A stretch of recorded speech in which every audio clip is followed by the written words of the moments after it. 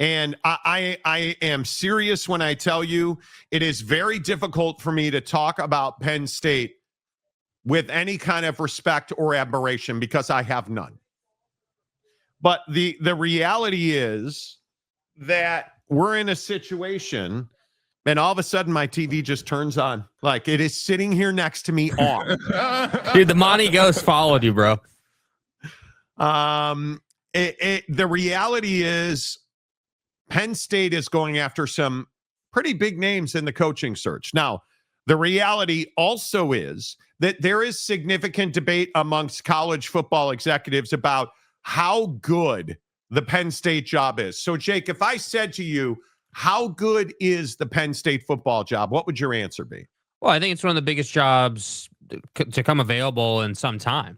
I mean, I think it's clearly a top job. I think it's a job that is obviously controversial because of the past, but at the same time, like this is not some peasant program that doesn't spend money and hasn't been to the CFP in 15 years or whatever since its creation. I mean, this is a program that has been to the CFP pretty regularly, but hasn't won, and that's their major gripe. So I think, how good of an opportunity is it? Well, I think it's a really good opportunity. I don't think you become a head coach to run from expectations. So I don't think it's an issue that, there's the highest level of expectation at Penn State. But yeah, I mean, ultimately you're gonna deal with things being in the Big Ten and being at Penn State that maybe you wouldn't deal with, with other schools and other opportunities. But I would say right now it's probably the best job open. I don't know that I'm willing to go that far. I do agree on some level that it's a good job. There's no doubt you have all the resources you need. Facility-wise, obviously, they are completely renovating their facilities. They're building an airport right next to the university now. The point is, James Franklin got his wish. Apparently, you can recruit to your heart's content. You can do anything that you want to do football-wise in Happy Ending Valley. I think there is some trepidation. I think that when you look at the guys that they are recruiting, obviously Matt Rhule's a guy that a lot of people have brought up. I don't think there's any question.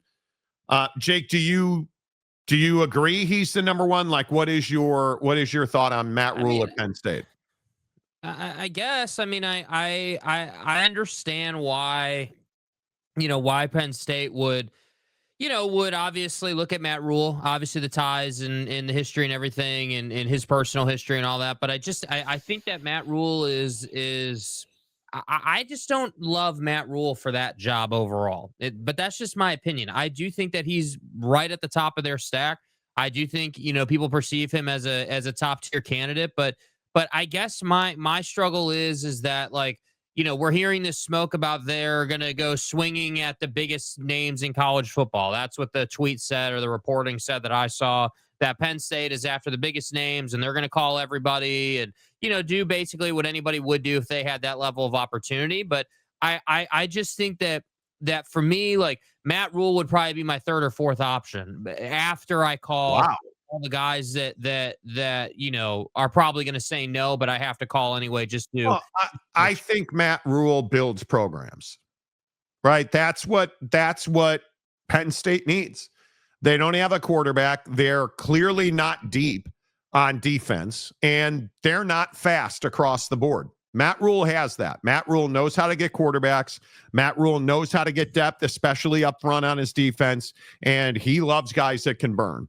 So I don't think there's any doubt that Penn State, if you hire Matt Rhule, you're going to build your program. You're going to build your depth of talent.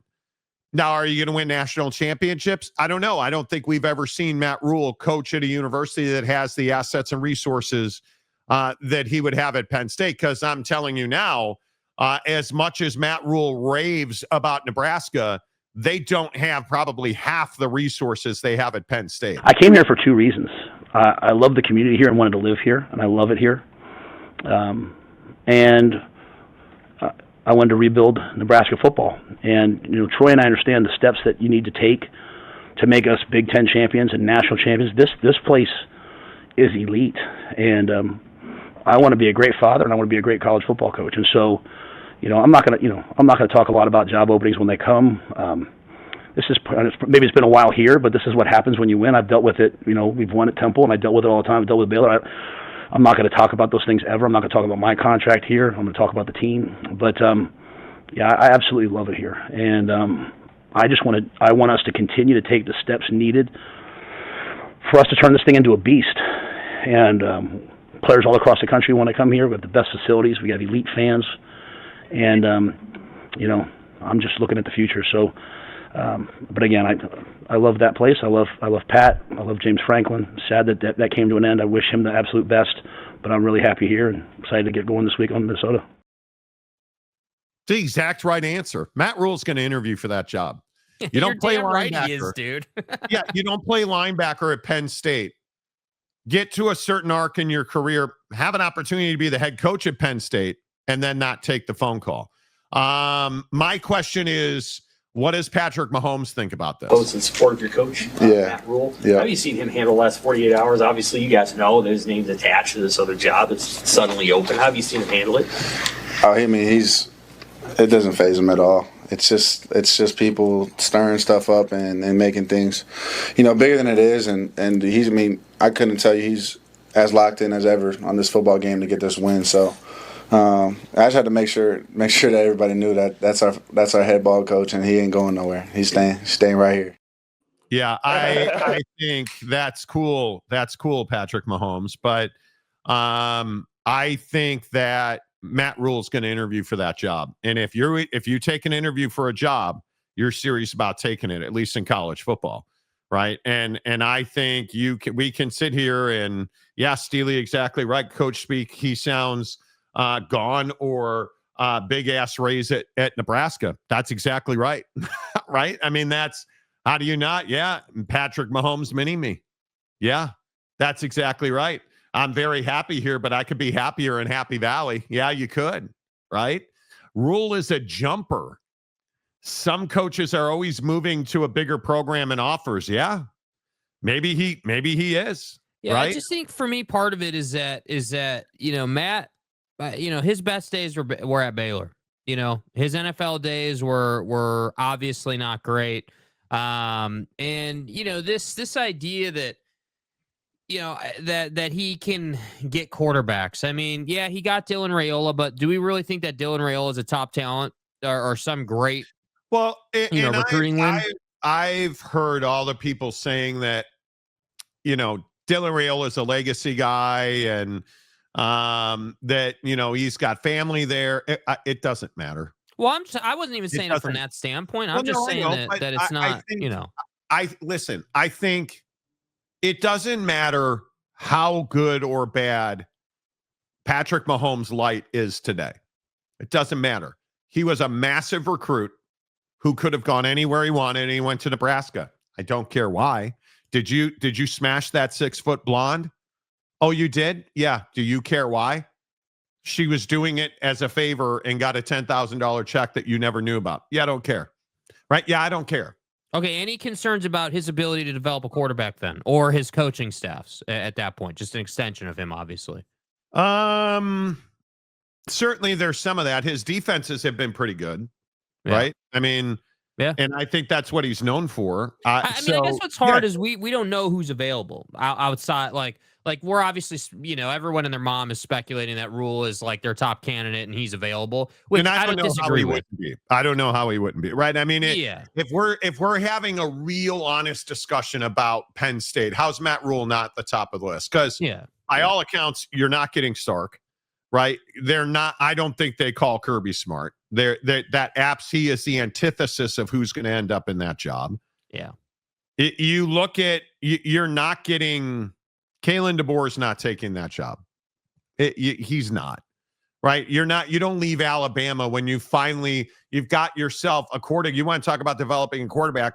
Ty Simpson's a legitimate Heisman quarterback right now because of Kalen DeBoer. Yeah, I mean, you've just now started to get traction this season, which is, everything you want. So you're not leaving that job, right? I mean, it dollars to donuts. He's not leaving that job.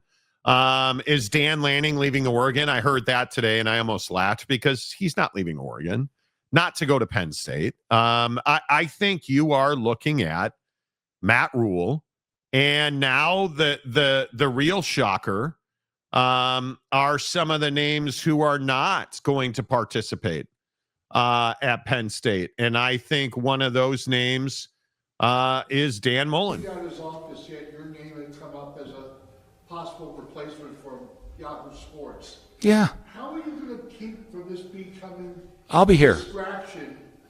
I'll make it. You want me to do that? I'm going to be the head coach of UNLV next year. I'll be here. I'm not going anywhere. Have you said that to Eric Clark and your players yet? I said to the players. I told them that. I said, good or bad, right? It's a transfer portal world. I said, don't get all excited. Think I might go somewhere that you think is like a better place. I'm going to be here. See, right up until he said it's a transfer portal world, I believed every word he was saying. But then again, I'm stupid because you should never believe any word a coach says. But yeah, he's out, and now you get these multiple reports, and two of them from South Bend, saying that Marcus Freeman is the number 2 candidate at Nebraska. To which I say, hey, I'll buy a ticket right now. I'll pack his shit and help him move to Happy Ending Valley. Like, you can have him. Just as a Notre Dame fan who, wants to win a national championship, but I don't live in a what if scenario. Do you believe that Marcus Freeman is a candidate for the Penn State job? I do. Yeah. I think that I know a lot of people at Notre Dame. Am I close to that program? Not by any stretch. All of the people I know closer to Notre Dame say that there is wavering belief in whether or not Marcus Freeman can be a national championship coach at Notre Dame. And I think that belief is largely rooted in the fact that depth is an issue at Notre Dame. But I think Notre Dame also knows that if Marcus Freeman gets an offer from Penn State, they should hold the door for him, because that's a job that every coach in this country wants. Mm-hmm. Every coach in the country will answer the phone when there's a South Bend zip code on it. Do you believe he's a candidate? In my opinion. Yeah, Do you believe he's a candidate? I think he's the perfect candidate for Penn State, in my opinion. He's a defensive guy that's younger. He obviously has shown the ability to finally develop a quarterback on some level. Obviously, CJ's gotten better. And that's probably not just Marcus himself doing that, but if it's your coach, he's the head coach. Yeah, he's the head coach. So, I give him that nod. And I think that, I think that the blueprint for, going out and getting a new head coach that can take you to the promised land is to find a guy that's a little bit on the younger side, not like the youngest ever, but just someone who trends a little bit younger, who is a good speaker, and someone that can, recruit. And I think that his biggest problem is that he's recruited his ass off on defense and has undersold his offense.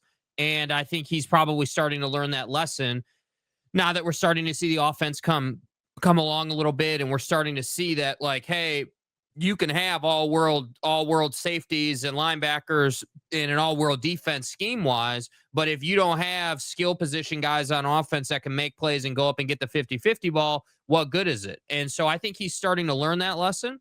So for me, Freeman would be my number 1 choice if I'm Penn State, because he's younger and he's not rooted in. You would take Marcus Freeman over Matt Rhule without a question, not even a doubt. Matt Rhule hasn't been to a national championship game. Matt Rhule played there.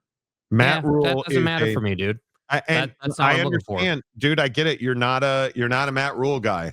I am telling you, they need a reload. But I'm trying to understand. Here's the thing. I'm trying to understand, like, so in coaching hires, right? Like, I always set the like with Kenny Dillingham.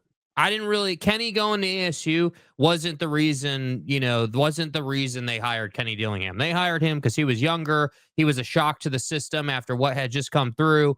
And they needed a revamp, not just to the football program itself, but like culturally, they needed something that was very different, and Kenny provided them that. But here, this is a different thing, because ASU doesn't have, in my opinion, until last year, really, they didn't have national championship aspirations in reality, maybe in their wishes, but not in reality. With Penn State, the difference is that this is a national championship contender most years, or it had been under James Franklin. And my problem is that we're all sitting here saying, well, Penn State's going to have more resources for Matt, and Matt played there, and this should be a good fit for Matt Rhule. But my question is, when's the last time Matt Rhule won on the national stage? When was the last time that we said, okay, Baylor. well, hey, Baylor. yeah, but did he win a national championship there? Am I just forgetting that? No, but he came really close. And the other thing that you're leaving out of this is he's a really good recruiter. And that's Marcus. That's why Marcus Freeman is. I think that's why Marcus Freeman is such a hot candidate, because he is an absolute dog of a recruiter in that region. He owns offensive and defensive linemen in that region. I mean, you look at what he's really. You look at Notre Dame under Marcus Freeman. Marcus Freeman. The only region of the country that and struggled is a bit much, but the only region of the country he hasn't dominated is Florida. You look at Louisiana, Alabama. We had the number one interior offensive lineman at Notre Dame who sees the game this weekend and then says, "I had no idea this is what Notre Dame football was like." And that's real. Marcus Freeman, and I don't know how many of you probably all know this. The biggest hurdle with Notre Dame is you got to go to mass every day, right? And really every day is 3 times a week.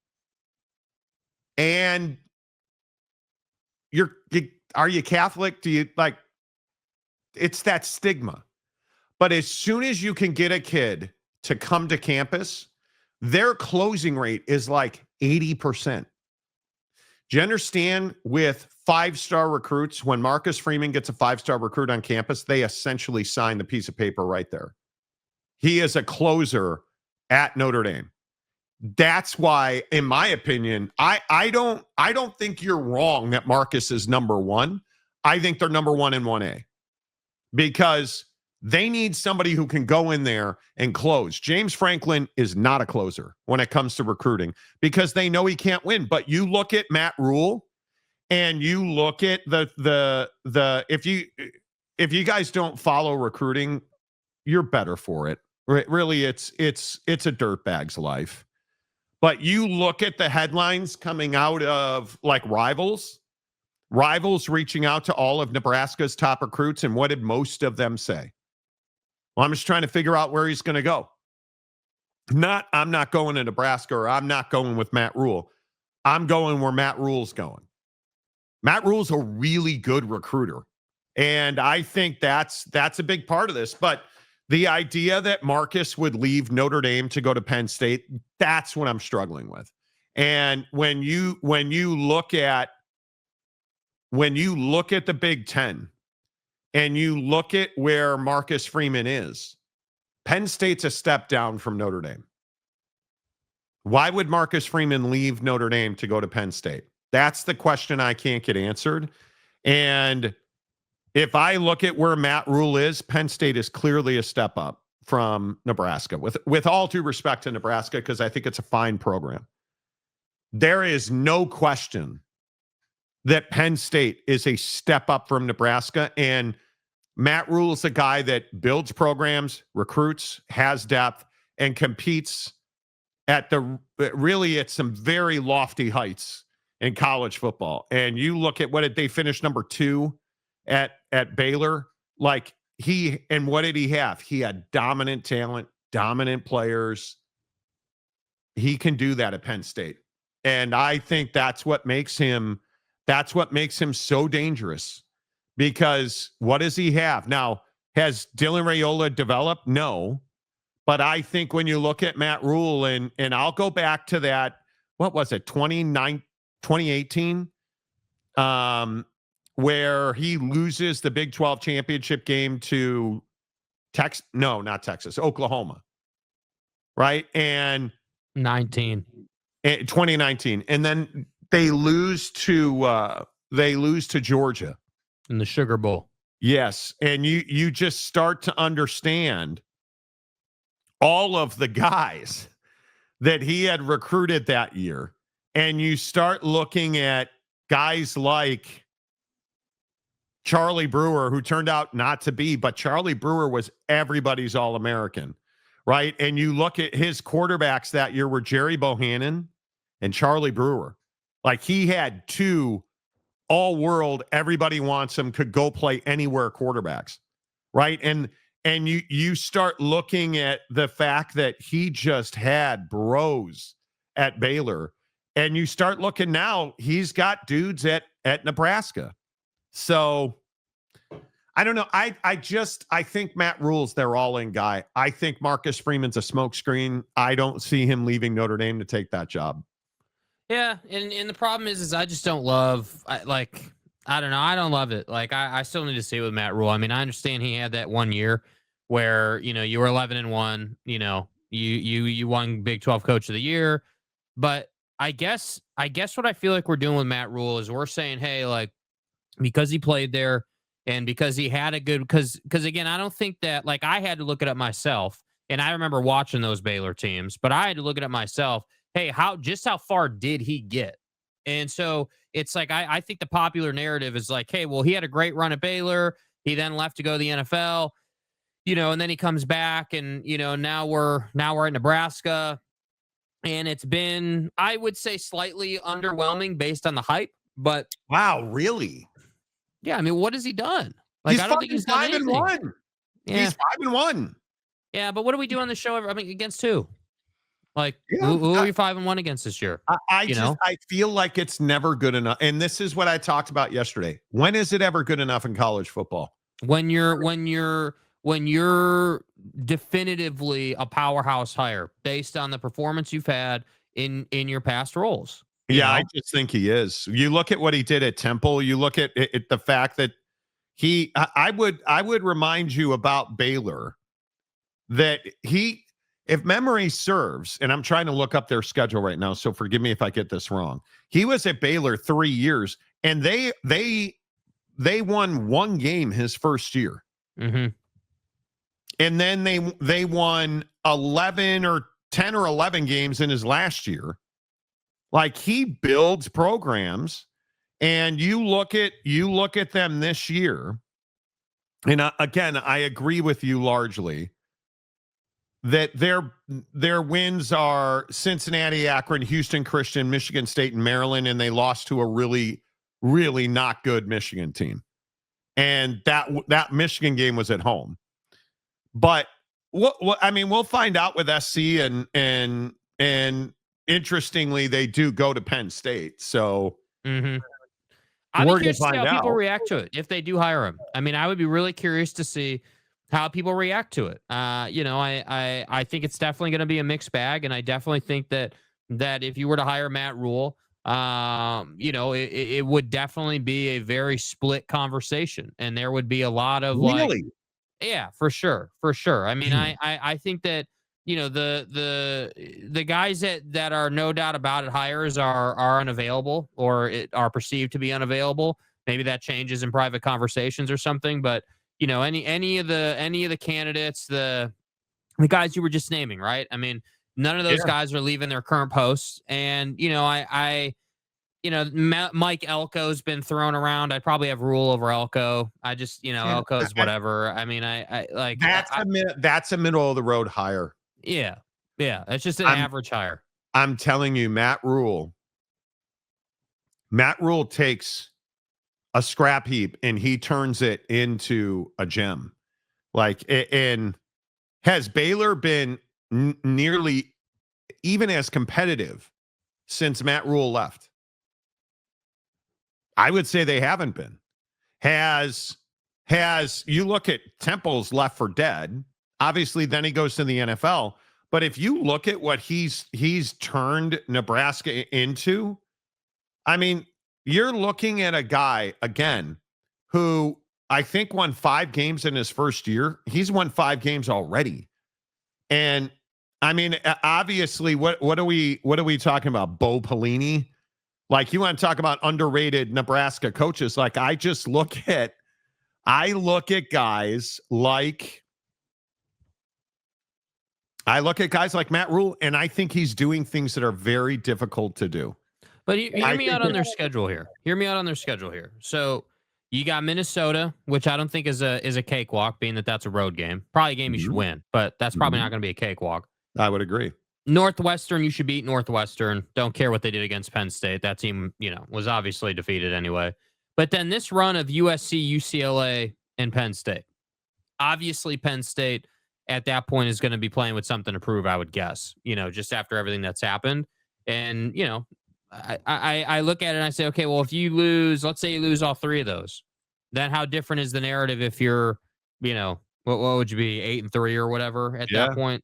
I just think that yes, he's off to a great start, but also, yes, this is the start you should expect if we're sitting here saying that this guy builds programs and is proven, right? You sound like a guy that is rooting against Matt Rhule. I'm not rooting against him. I'm just not going to sit here and drink the Kool-Aid and say that this guy is a great program builder when he did it at one place and hasn't really done it since. Man, so what he did at Temple just doesn't count? Not in today's college football. No, it doesn't. Oh, come on. No, it doesn't. That was less than 10 years ago. And what's changed in 10 years? At Temple. To go 10-3 at 10, I don't know. I completely disagree. He is, in my opinion, I think Matt Rhule is the exact right guy. He played linebacker there. He's from there. He recruits there. He has relationships there. He can hire an elite staff and go there. I don't know. Day old donuts. Matt Rhule leaving us for Penn State would be a bad thing for what we have built the last 2 years. You actually have momentum. I'm not saying that Matt Rhule's done what Bo Pelini did or what Frank Solich did, but his track record is, you go look, Matt Rhule at Temple, 2-10, 6-6, 10-4, 10-3. Matt Rhule at Baylor, 1-11, 7-6, 11-3. Matt Rhule at Nebraska, 5-7, 7-6, 5-1. He's doing it again. And it would be nice if he stayed somewhere more than 3 years, 4 years. But you hire him at Penn State, I don't think anybody questions it. I don't think anybody's like, what are you doing? Where are they ranked right now? They're ranked. I can't remember where they're ranked right now. Where are they at in the AP? Who are you talking about? Nebraska. Nebraska currently at this moment, and I think they're 25th, but I don't want to misspeak. They are 25th in the AP. So just keep doing your job, right? Keep winning, keep doing your job. Don't have any more Michigans. I'm just Michigans. Done with I agree. There's a track record of, hey, year 3 Matt Rhule is clearly a thing, but we're not just talking about, hey, run of the mill program here. The bar is high because it is Penn State, because it is a program that as mediocre as James Franklin had in the CFP regularly. So with that in mind, the person you hire damn well better continue to go to the CFP. And again, grace period, because he's got to rebuild and recruit and build it up, right? So there's going to be a grace period of probably 2 years where he's got to kind of get that thing going again, to your point. But if inside of 5-6 seasons, you haven't had 2-3 playoff appearances at Penn State with, again, to your point, with their resources and things like that, I do think that the pressure is ratcheted up more at that level. And that's why I think it's hard, because you're right. He hasn't been anywhere for more than 3 years. If you're Penn State and you make this hire, isn't part of this hey, dude, we need you to be here 5 years. We need you to actually commit to being here more than 3 seasons, because you're never anywhere for more than 3 seasons. That's part of it. I think the names that are being thrown around with this job,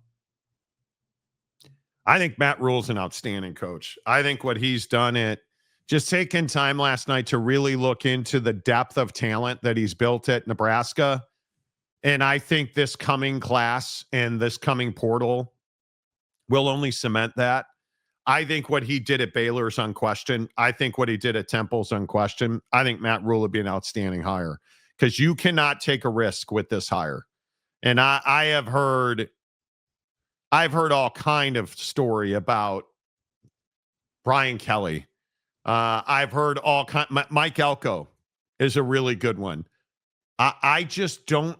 You cannot. Mike Elko, with all due respect, is a risk. I think when we start looking at, the names that are on that list, it's why I think Matt Campbell is such an important guy, because again, we're told that Kirk Cignetti is out. He has made it very clear he's not interested in taking that job or leaving Indiana at all. So Kirk Cignetti's out. I think Kirk Cignetti would be a good hire. Oh, I will. Google me. They allegedly reached out and are putting out feelers to a ton of coaches. But again, I don't think you're getting Kalen DeBoer. Brian Hartline continues to be a name that I think that's a risk. Brian Hartline should be the next head coach at Ohio State. There's no doubt in my mind. But I think guys like Matt Campbell, I think Eli Drinkwitz at Missouri is a phenomenal hire for them. I don't know if you don't get better than Matt Rhule. I can't think of a guy who would do a better job at Nebraska or at Penn State than Matt Rhule. Yep.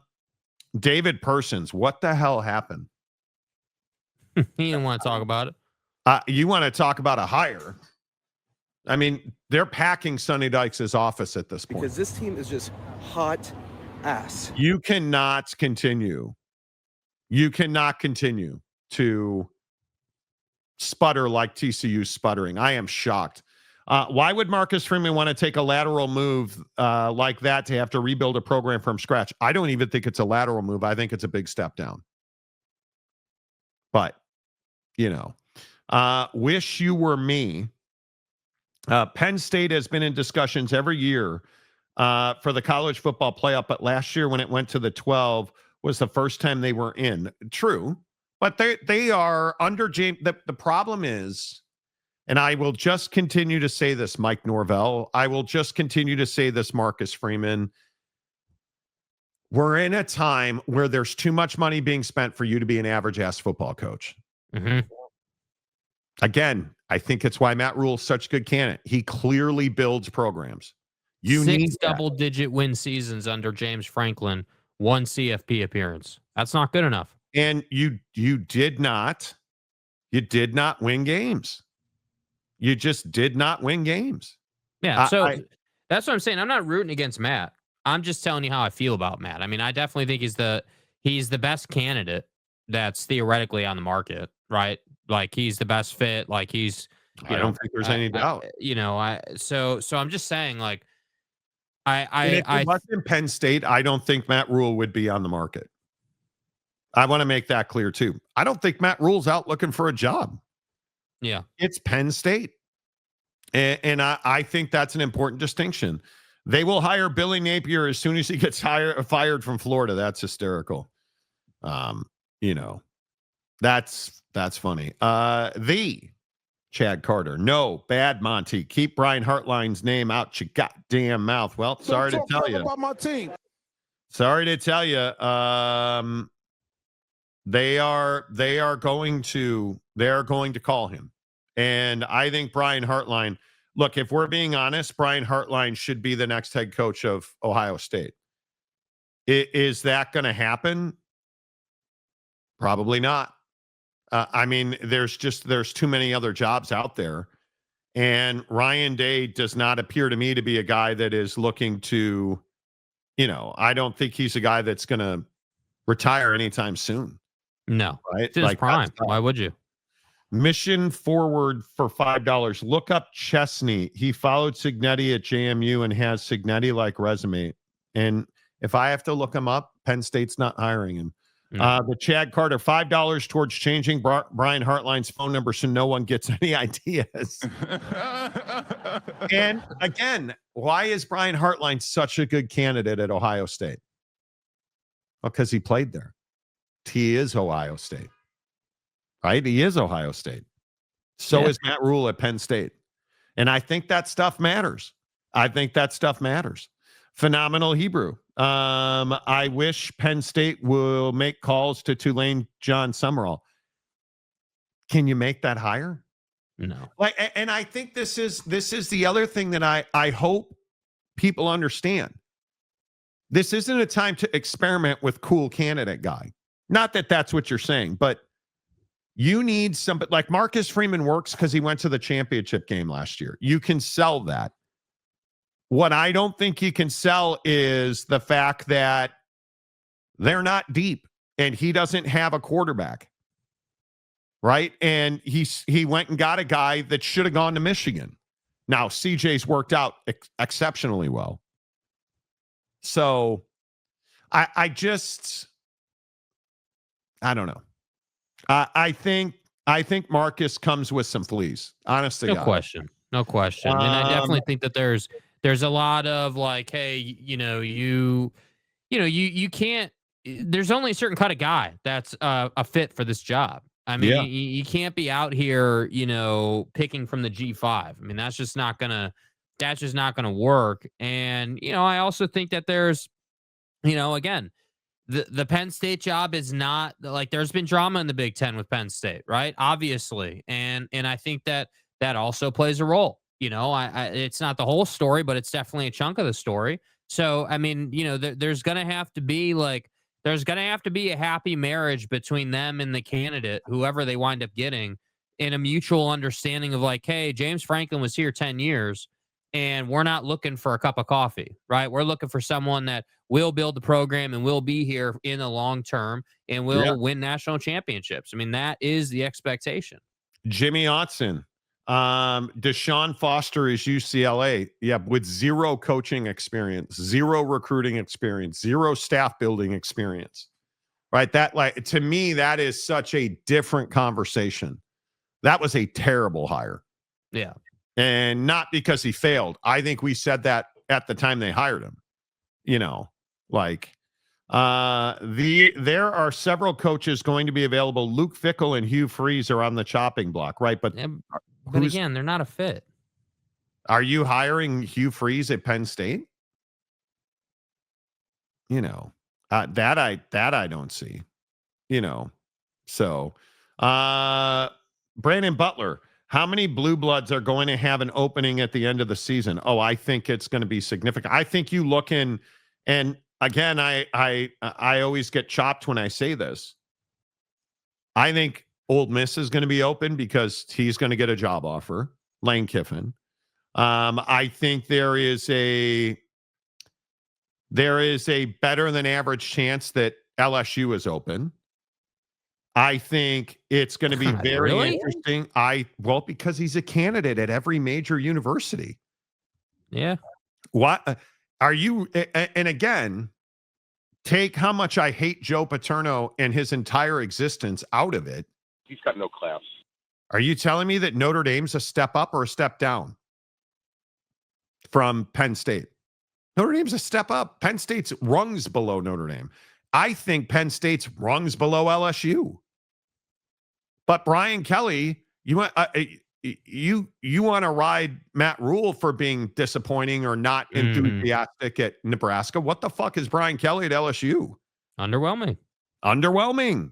But I don't think, and for the record, I don't think Matt Rhule is underwhelming at Nebraska. I totally disagree with you on that. I think LSU could be open. Like, I think there could be some very big jobs open. I think Oklahoma, I think Brent Venables isn't going anywhere.